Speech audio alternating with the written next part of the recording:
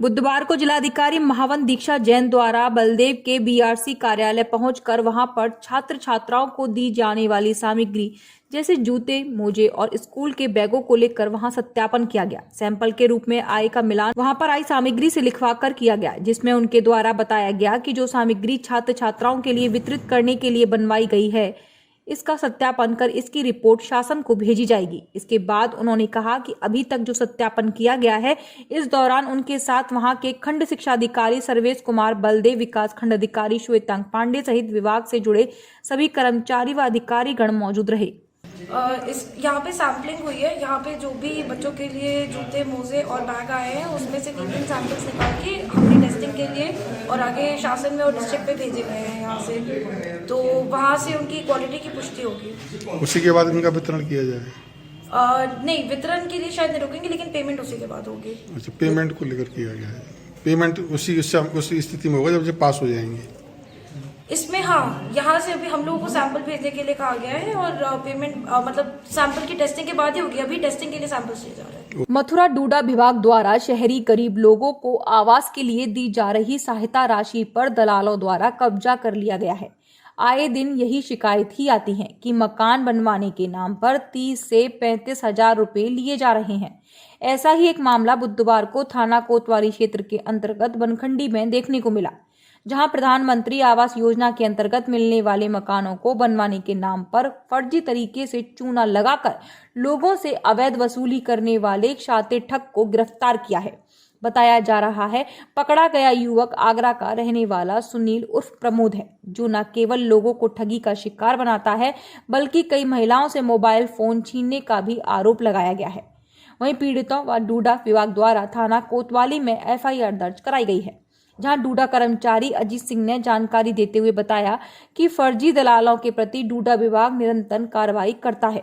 मंगलवार को भी थाना सदर बाजार में एक दलाल के खिलाफ प्राथमिकी दर्ज कराई गई थी और बुधवार को पकड़े गए दलाल द्वारा भी फर्जी तरीके से जियो टैगिंग कर लोगों से 500 से 1000 रुपए अवैध वसूली करने वाले एक शातिर विकलांग युवक को गिरफ्तार किया, जिसके खिलाफ डूडा विभाग द्वारा कार्रवाई भी थाना कोतवाली में कराई गई है। पकड़े गए युवक ने भी कुछ सनसनीखेज खुलासे किए हैं। पुलिस पूछताछ में उसने कई डूडा विभाग के अधिकारी का नाम लिया है। उसके निर्देशन में काम करना भी स्वीकार किया है। अब यह आरोप सही है या गलत, यह पुलिस जांच के बाद ही पता चल सकेगा। आरोपी के कब्जे से 1600 रुपए नकद और कई आधार कार्ड की कॉपियां बरामद की हैं।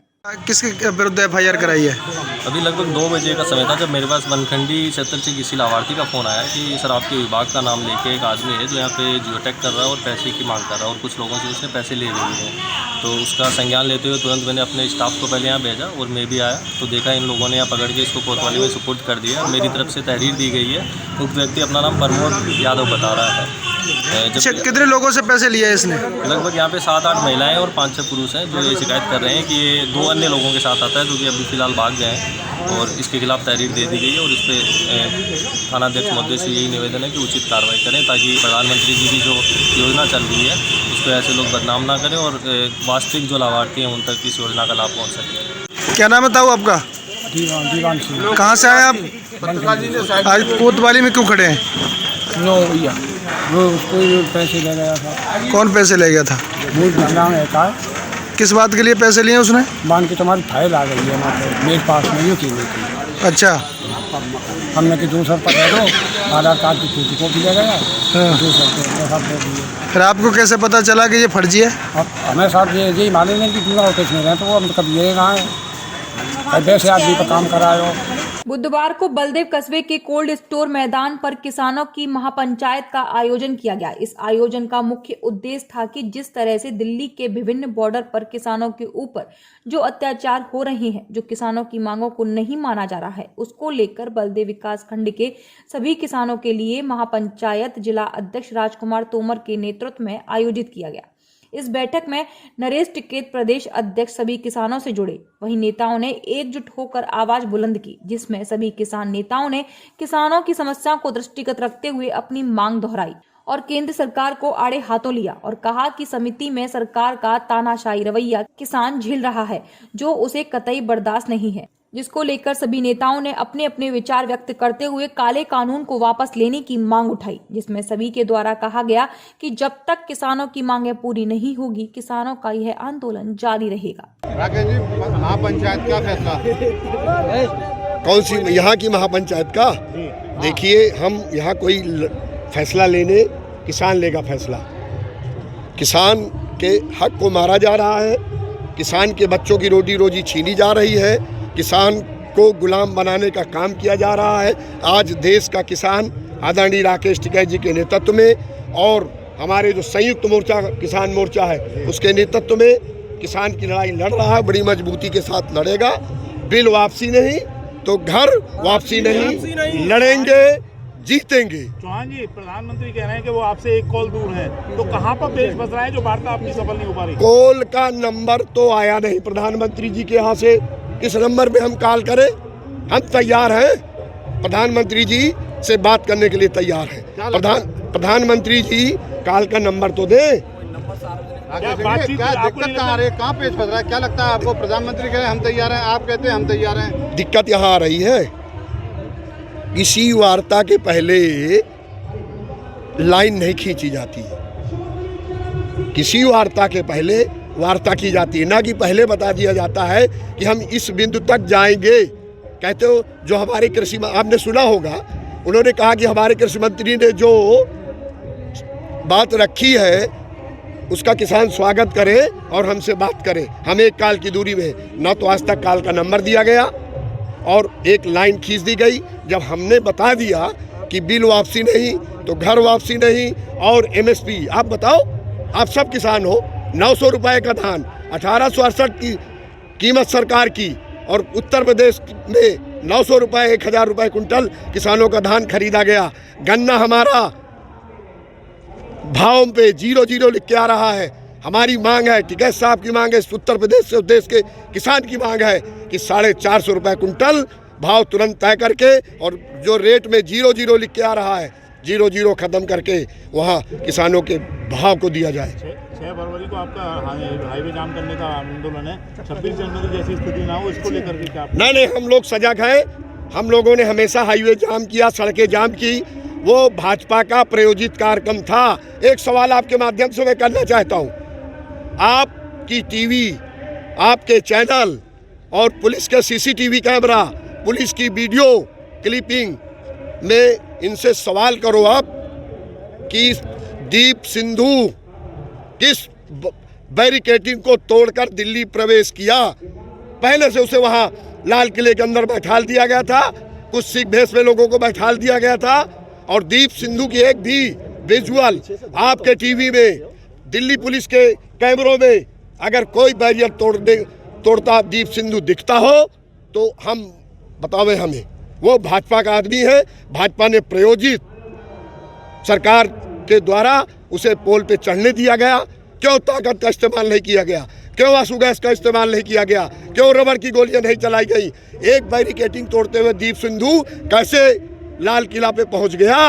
वहां तो वो लाल किला में पहले से मौजूद था, सरकार पहले से उसे बैठाल के रखी थी क्योंकि किसान आंदोलन बदनाम हो और किसानों के खिलाफ हमें कार्रवाई करने का मौका मिले। और उसकी प्रतिक्रिया 28 तारीख को आपको सबको देखने को मिली कि राकेश टिकैत के साथ जो इन लोगों ने इनकी हत्या करने का प्रयास किया, उन्हें इनकी मुंह तोड़ के इनका जवाब देगा देश का किसान। किसान बेवकूफ नहीं, सब समझ रहा है। किसान एकता जिंदाबाद। किसान वित्तीय वर्ष 2021-22 के लिए आबकारी विभाग के द्वारा शासन के निर्देशन के अनुपालन में किए जाने के साथ ही शराब एवं भांग के ठेका के उठान की प्रक्रिया शुरू कर दी गई है।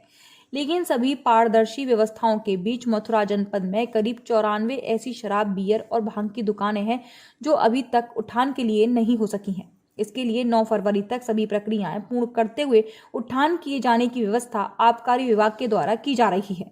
मथुरा जनपद के सहायक आबकारी आयुक्त ओमवीर सिंह ने इस संबंध में बताया कि शासन के निर्देश पर ऑनलाइन प्रक्रिया के अंतर्गत मथुरा जनपद की शेष बची दुकानों की नीलामी 9 फरवरी तक पूर्ण की जानी है, जिसकी व्यवस्था विभागीय स्तर पर की जा रही है। देखो, हमारी कुल मिला के जो शराब की दुकानें हैं और भांग की दुकानें मिला के 698 दुकानें, जिनमें से 604 दुकानें हमारी नवीनीकरण के द्वारा व्यवस्थित हो गई हैं। बाकी दुकानें जो बची हैं 94 दुकानें, उनको ई लॉटरी के द्वारा व्यवस्थित किया जाना है। ये पूरे शहर में और देहात में सभी जगह दुकानें बची हैं, कुछ कुछ दुकानें, तो जिनको लॉटरी के द्वारा 3 तारीख से प्रक्रिया शुरू हो गई है, इसमें आवेदन कर सकते हैं और 16 तारीख को लॉटरी का रिजल्ट निकलेगा, यानी आवंटन होगा 16 तारीख को। विद्युत विभाग के निजीकरण का विरोध कर्मचारियों के द्वारा लगातार किया जा रहा है और समय समय पर विभिन्न तरीकों से विरोध प्रदर्शन कर निजीकरण न किए जाने का आह्वान भी किया जा रहा है। इसी क्रम में बुधवार को मथुरा शहर के कैंट स्थित बिजली घर पर विद्युत विभाग के अधिकारियों और कर्मचारियों के द्वारा कार्यालय प्रांगण में धरना प्रदर्शन कर निजीकरण का विरोध किया गया। इस दौरान उपस्थित अधिकारी और कर्मचारियों ने एक स्वर में निजीकरण विरोधी नारे लगाते हुए अपनी आवाज बुलंद की। इस संबंध में कर्मचारी संघ के जिलाध्यक्ष ने जानकारी देते हुए बताया, धरना प्रदर्शन क्यों किया जा रहा है? आज का धरना प्रदर्शन केंद्रीय कार्यकारिणी के आवास पर विद्युत इलेक्ट्रिसिटी अमेंडमेंट बिल में जो अमेंडमेंट किया गया है निजीकरण के लिए, उसके विरोध में किया जा रहा है। क्या मांग क्या है आपकी मुख्य रूप से? मुख्य रूप से मांग है कि हमारे बिजली विभाग का निजीकरण बंद किया जाए, विभाग में जो वैकेंसियाँ खाली हैं उनकी भर्ती की जाए, पुरानी पेंशन बहाली की जाए, कर्मचारी अधिकारियों का शोषण बंद किया जाए। पूर्व में भी निजीकरण के विरोध में चरणबद्ध तरीके से कार्यक्रम आयोजित किया गया था, विरोध प्रदर्शन किया गया था। उसके बाद क्या उसमें कुछ निर्णय नहीं ले पाया गया? क्या कारण रहा है जो अब फिर से एक बार आपको आवाज़ उठानी पड़ रही है? देखिए, संगठन का जो मानना है कि स्टेप आंदोलनों को आगे बढ़ाना चाहिए। पूर्व में भी हमारे संगठन के निर्देशानुसार पहले भी धरने प्रदर्शन किए गए निजीकरण के लिए, लेकिन ये सरकार के हठधर्मी रवैये के कारण हमारे संगठन को बार बार विवश होकर के ये धरने प्रदर्शन किए जा रहे हैं, जिसमें हम सरकार को ये बता देना चाहते हैं कि निजीकरण हम लोगों को किसी भी कंडीशन में मान्य नहीं है। निजीकरण किसी भी समस्या का समाधान नहीं है। लॉकडाउन में प्रवासी मजदूरों की मदद कर सुर्खियों में आए फिल्म अभिनेता सोनू सूद से झांसी के रहने वाले एक परिवार ने अपने बेटे की जिंदगी बचाने की गुहार लगाई। बेटे के इलाज के लिए पैसे से हिम्मत छोड़ चुका पिता और मां को अपने बेटे के इलाज के लिए कोई उम्मीद नजर नहीं आ रही थी। तब किसी ने उन्हें सोनू सूद के बारे में बताया। जब इस परिवार ने अपने बेटे के इलाज की गुहार सोनू सूद से लगाई तो वह खुशी खुशी आगे आए और उनके बीमार बेटे का इलाज कराने का भरोसा दिया। दरअसल झांसी जिले के शिवाजी नगर में रहने वाला धर्मेंद्र मजदूरी कर अपने परिवार का किसी प्रकार भरण पोषण करता है। धर्मेंद्र के 9 वर्षीय बेटे लकी के दिल में दाईं ओर छेद है। धर्मेंद्र ने अपने बेटे लकी का एम्स समेत देश भर के कई बड़े अस्पतालों में इलाज कराने का प्रयास किया। महंगा इलाज कराना मजदूर परिवार के लिए संभव नहीं हो पा रहा था, जिसकी जानकारी जब समाज सेवी संस्था उम्मीद की रोशनी को हुई तो उन्होंने इस परिवार की मदद करने के लिए फिल्म अभिनेता सोनू सूद को ट्वीट किया, जिसके बाद सोनू सूद ने बच्चे का इलाज कराने की पहल शुरू कर दी। सोनू सूद ने ऑपरेशन के लिए लकी और उसके माता पिता को मुंबई बुलाया, जिसकी जानकारी होते ही धर्मेंद्र और उसकी पत्नी सोनू सूद के बताए अस्पताल में इलाज के लिए अपने बच्चे को लेकर रवाना हो गए। एक्चुअली ये है कि हमारी उम्मीद परोसने की उससे है वो संस्था से, तो हम लोग का काम क्या है, गरीबों की ये करना, सेवा करना उनके लिए। तो एक हफ्ते पहले हमारी टीम श्याम चोपड़ा के पास कोई एक बस्ती है गरीबों की, वहाँ हम लोग थे गए। तो वहाँ एक छोटा सा बच्चा आया जिसका नाम लकी था। उसने हम लोग से टीम से कहा कि हमें कुछ प्रॉब्लम है, तो हमारी टीम पूरे उनकी फैमिली के वहाँ गई। जब उनसे हम लोगों ने संज्ञान का पूरा उससे करा पता, तो हम लोगों ने पाया कि उसके हार्ट में छेद है। तो मैंने हाल ही उसी दिन मैंने सोनू सूद जी को ट्वीट के माध्यम से उनको अवगत कराया। उम्मीद रोशनी की जो ट्रस्ट है समाज सेवी, उसमें जितेंद्र भाई हैं, जितेंद्र यादव जी, वो मेरे घर पे आए, मेरे बच्चे की उन्होंने समस्याएं देखी और जब समस्या देखी तो उन्हें भी अफसोस सा हुआ कि 9 साल का बच्चा और वो जिंदगी मौत से लड़ रहा है और इसकी हमारी क्या है, बच्चे को क्या है आपके दिल में छेद है मेरे बेटे के। तो मैं काफ़ी अस्पताल भटक चुका हूँ। मैंने लोकल में दिखाया था शुरू में जब ये 5 महीने का था, फिर उसके बाद मैं आंध्र प्रदेश में गया सतसाई, फिर मैं एम्स में दिखाया, एम्स से मना कर दी, सतसाई से मना कर दी। फिर मैं बेंगलोर गया, बेंगलोर से भी वहाँ मना कर दी। फिर मैं एम्स में गया, एम्स से भी थोड़ा उनने मना, मतलब डेट पे डेट देते हैं। फिर मैं पंत में गया, पंत में भी बहुत 3 महीने मेरा जांच होती रही इसकी, लॉकडाउन के पहले 17 मार्च को मैं वहाँ से चला, वहाँ से फिर लॉकडाउन लग गया। बाद में पता चला वो मेरे बेटे का यहाँ इलाज नहीं कर रहा है। शहर में राष्ट्रीय राजमार्ग NH मुरादाबाद आगरा अलीगढ़ हाईवे बदहाल अवस्था में पड़ा हुआ है। आपको बता दें कि पिछले काफी समय से बदहाल पड़े राष्ट्रीय राजमार्ग को सही कराने के लिए कांग्रेसी नेता आगा यूनुस द्वारा आवाज उठाई जा रही है, परंतु सम्मानित विभाग का इस ओर कोई भी ध्यान नहीं है, जिसको लेकर कांग्रेसी नेता आगा यूनुस के नेतृत्व में पुरानी चुंगी से हबीब हाल तक जोरदार प्रदर्शन किया गया। सड़क किनारे पेड़ों के लिए लगाए गए गड्ढे हादसे का सबब बनते जा रहे हैं। राष्ट्रीय राजमार्ग जिला मुरादाबाद आगरा मार्ग अलीगढ़ के अंदर से गुजरने के कारण यहां पर सड़कों की हालत बतौर बदहाल पड़ी हुई है। पूर्व में PWD विभाग को भी इससे अवगत कराया गया, परंतु जब कोई समाधान नहीं निकला तो कांग्रेसी नेता आगा यूनुस ने सड़क पर जबरदस्त प्रदर्शन करते हुए बदहाल सड़क के सुधार की मांग की। प्रदर्शन किया है। देखिए, हम लोग इस वक्त राष्ट्रीय राजमार्ग संख्या 509 पर खड़े हैं। ये आगरा मुरादाबाद राष्ट्रीय राजमार्ग है जो 4 लेन हो चुका है, और इसको पिछली सरकार में जो यूपी की सरकार थी, पता नहीं कैसे क्या खेल हुआ, जिसके अंदर ये PWD ने अलीगढ़ के अंदर की ये राष्ट्रीय राजमार्ग को सड़क को बनाया। इसके अंदर डिवाइडर के मानकों का घोर उल्लंघन हुआ।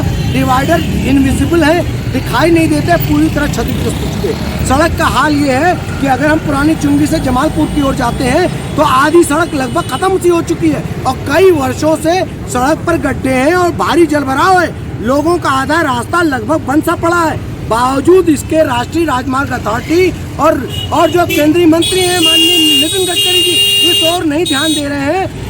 हमने उनको मेल भी किया और इस सड़क को ठीक कराने के लिए मांग की। पूरे में जलभराव पड़ा है, डिवाइडर क्षतिग्रस्त पड़े हैं, लाइटों का पता नहीं है, पूरे अंधेरे में ये पूरा राष्ट्रीय राजमार्ग डूबा हुआ है। सहारनपुर रेलवे स्टेशन परिसर में पंडित दीनदयाल उपाध्याय रिक्शा चालक एसोसिएशन व सिटी सेवा LPG व CNG ऑटो चालक जन कल्याण एसोसिएशन द्वारा सड़क सुरक्षा को लेकर एक कार्यक्रम का आयोजन किया गया, जिसमें सड़क सुरक्षा को लेकर नियम व कानून बताए गए और सभी को समझाया गया कि ई-रिक्शा, ऑटो रिक्शा चालक और अन्य वाहन चालक अपने वाहनों का स्वयं संकल्प करें ताकि किसी भी प्रकार की दुर्घटना न हो सके। वही कार्यक्रम की जानकारी देते हुए RTO RC मिश्रा द्वारा बताया गया कि 20 फरवरी 2021 तक हो रहा है। उसी के क्रम में आज tempo e rickshaw union, tempo taxi union के सहयोग से एक जागरूकता कार्यक्रम चलाया गया।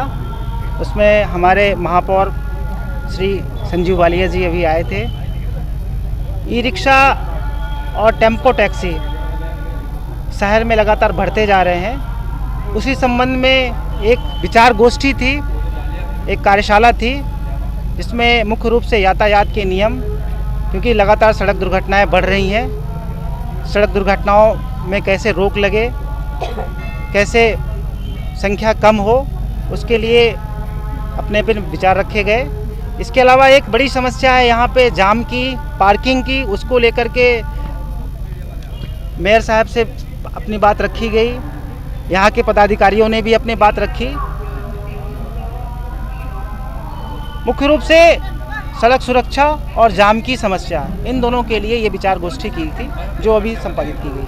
सहारनपुर जिलाधिकारी कार्यालय पर अखंड भारत विकास पार्टी का एक प्रतिनिधिमंडल पार्टी के राष्ट्रीय अध्यक्ष सरदार अवतार सिंह मिगलानी के नेतृत्व में अपनी 4 सूत्रीय मांगों को लेकर पहुंचा और सहारनपुर जिलाधिकारी अखिलेश सिंह के द्वारा भारत के प्रधानमंत्री नरेंद्र मोदी व उत्तर प्रदेश मुख्यमंत्री योगी आदित्यनाथ ज्ञापन सौंपा। अखंड भारत विकास पार्टी की राष्ट्रीय अध्यक्ष सरदार अवतार सिंह ने कहा कि देश के किसानों के आंदोलन को जल्द से जल्द समाप्त करवाया जाए और किसानों की सभी मांगों को माना जाए और तीनों काले कृषि कानून बिलों को केंद्र सरकार तत्काल प्रभाव से समाप्त करे, जिससे देश की अर्थव्यवस्था पटरी पर लौट आए और देश का व्यापारी अपना कारोबार कर सके। आज हमारा कार्यक्रम किसानों के समर्थन में, किसानों के साथ हो रहे अत्याचार में और जो कृषि काले कानून बिल केंद्र सरकार लाई है उसको रद्द करने के उपलक्ष्य में आज हम 4 सूत्रीय ज्ञापन केंद्र सरकार माननीय प्रधानमंत्री भारत के नाम दे रहे हैं। सरकार तो कहते हैं जो कानून निकालने तो पक्ष में किसान कौन कह रहा है सरकार किसानों के पक्ष में? आप कैसे कह रहे हैं? आप किसानों क्या कहना चाहोगे? किसान तो हम ये चाहते हैं किसान जिस तरीके से 3 महीने से अपने सारे कारोबार छोड़ के, घर परिवार को छोड़ के आंदोलन पर बैठा है, वो अपने घर को जाए और केंद्र सरकार उस काले कानून को रद्द करे। आज सहारनपुर के होटल प्रेसिडेंट में शिवसेना जिला सहारनपुर के जिला प्रमुख सुभाष चंद्र कक्कड़ व जिला उप प्रमुख राजीव ठकराल के नेतृत्व में एक प्रेस वार्ता का आयोजन किया गया, जिसमें अतिथि के रूप में राज्य उप प्रमुख लोकेश वत्स एडवोकेट रहे और उनके द्वारा नए पदाधिकारियों की नियुक्ति की घोषणा की गई। इस अवसर पर राज्य उप प्रमुख लोकेश वत्स ने पत्रकारों को बताया कि शिवसेना आम जनमानस के खेतों के लिए किसी भी स्तर पर संघर्ष करेगी व अनेकता में एकता को आधार बनाकर सामाजिक एकता व समरसता का संरक्षण विसर्जन करेगी।